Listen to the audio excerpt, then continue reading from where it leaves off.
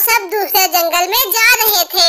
सफर करते करते जब थक गए तो वो एक दरख्त पर बैठ गए और गोरी कौवी कहने लगी, अब तो मैं थक गई हूँ और नहीं उड़ा जा रहा मेरे से।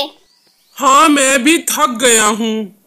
फिर चिड़िया कहने लगी, बस थोड़ी ही दूर है कौवे भैया, सफर तो हम परिंदों की किस्मत में है। हमारे बड़े भी ऐसे ही एक जगह से दूसरी जगह सफर करते थे। गौरी, जंगल में जाकर किसी अच्छे और सायादार दरख्त पर अपना घर बनाएंगे। हाँ, ठीक कह रहे हो तुम।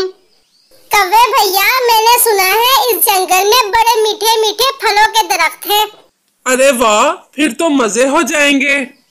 फिर वो थोड़ी ही देर में उस जंगल पहुंच जाते हैं।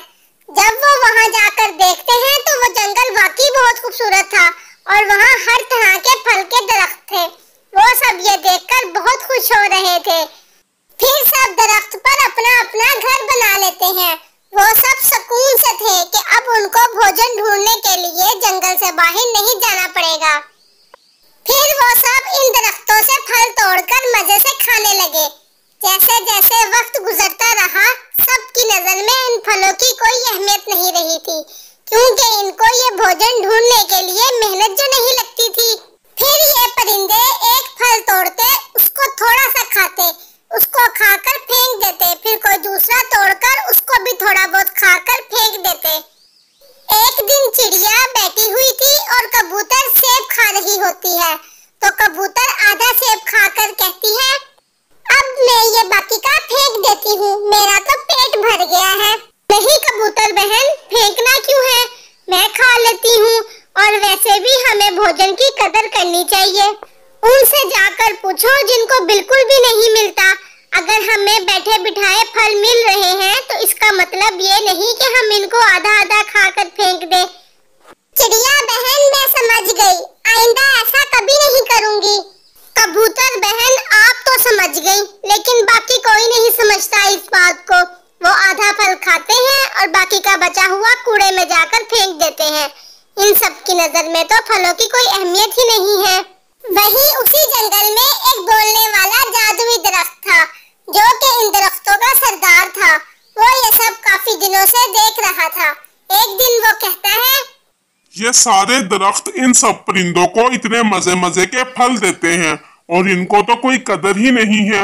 आधा फल खाकर बाकी का कूड़े में फेंक देते हैं। अब इनको सबक सिखाना पड़ेगा।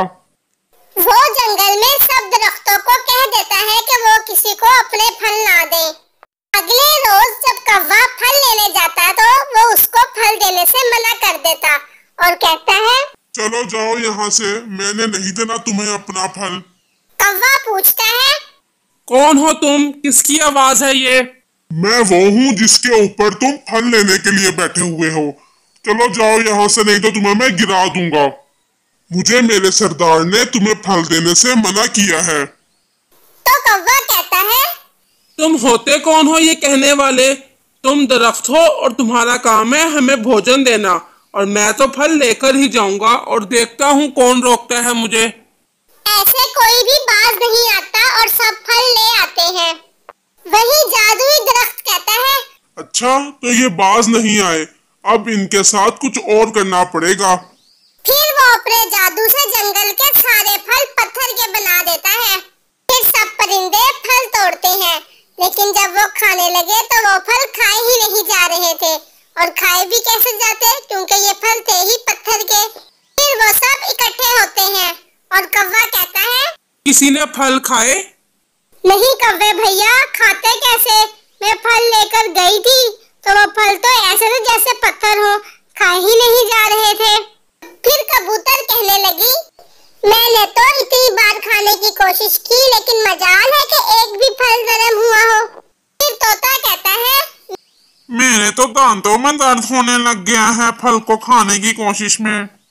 फिर चिड़िया कहती है, वैसे ये बड़ी हैरानी की बात है, आज तक कभी ऐसा ना देखा और ना कभी सुना।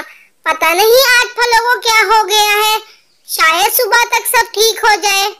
फिर उस दिन सब भूखे रहते हैं।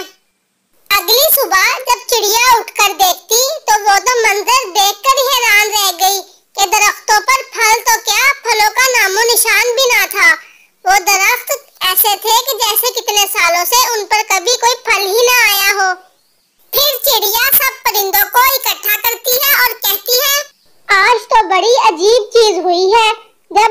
रात सोए थे तो इन दरख्तों पर पत्थर के फल थे, और आज जब सुबह उठकर देखा तो फल तो क्या, फलों का नामो निशान भी ना था। फिर गौरी कौवी कहती है, मुझे तो लगता है इस जंगल में कोई भूत आ गया है, वरना इतने दिनों से तो कभी कुछ नहीं हुआ ऐसे। कबूतर कहती है, क्या भूत? मुझे तो बहुत डर लगता है भूत से। मैं तो आज ही ये जंगल छोड़कर जा रही हूँ अपनी बहन के पास। फिर कालू कौवा कहता है, गौरी तुम चुप करो, तुम्हारी वजह से कबूतर डर गई है। फिर चिड़िया कहती है, ये कोई भूत का चक्कर नहीं है, ये कोई और ही बात है, हमें पता लगाना चाहिए, लेकिन हम करें भी क्या? चिड़िया बहन, जब मैं उस दिन फल लेने गया था तो दरख्त कह रहा था कि दरख्त के सरदार ने मना किया है उसे फल देने से। अबे भैया, लेकिन क्यों मना किया है? चिड़िया बहन, ये तो मुझे नहीं पता। चिड़िया कहती है, कहीं इसलिए तो ये सब नहीं हो रहा कि हम सब फल जाया कर देते हैं, आधा खाते हैं और बाकी का कूड़े में फेंक देते हैं। हमने भोजन की बिल्कुल कदर नहीं की, इसी वजह से हो रहा है ये सब कुछ हमारे साथ। मैं सबको कहती थी कि भोजन की कदर करो, अब देख लो कल से सब भूखे हैं। चिड़िया बहन, अब क्या करें?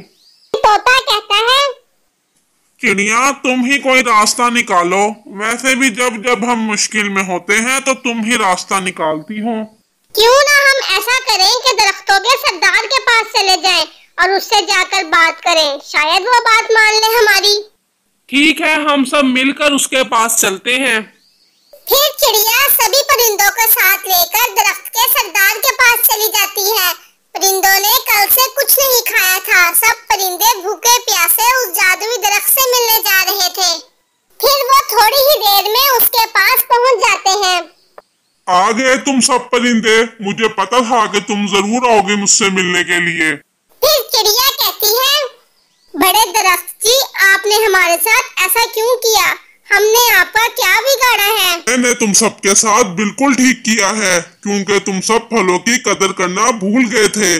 जिसका जितना दिल करता वो उतना खाता और बाकी का फल कूड़े में फेंक देता। मैंने तुम सबके साथ बिल्कुल ठीक किया है। अब तुम सबको भूखे रहकर इन फलों की कदर का पता चलेगा। दोस्तों, इसी वजह से मैं तुम सबको मना करती थी कि फलों को जाया न करो, जितना खाना है उतना खाओ और बाकी का अपने पास रख लो और बाद में खा लेना।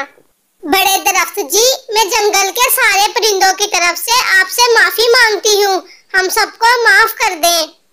फिर वो दरख्त कुछ देर के लिए सोचता है और फिर कहता है, ठीक है, मैं तुम्हें माफ कर देता हूँ और वापस फल लगा देता हूँ दरख्तों पर, लेकिन ये बात याद रखना कि अगर दोबारा ये गलती हुई तो मैं कभी माफ नहीं करूँगा।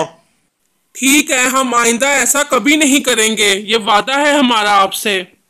फिर जंगल पहले जैसा दोबारा हो जाता है और वो फलों की कदर करना शुरू हो जाते हैं।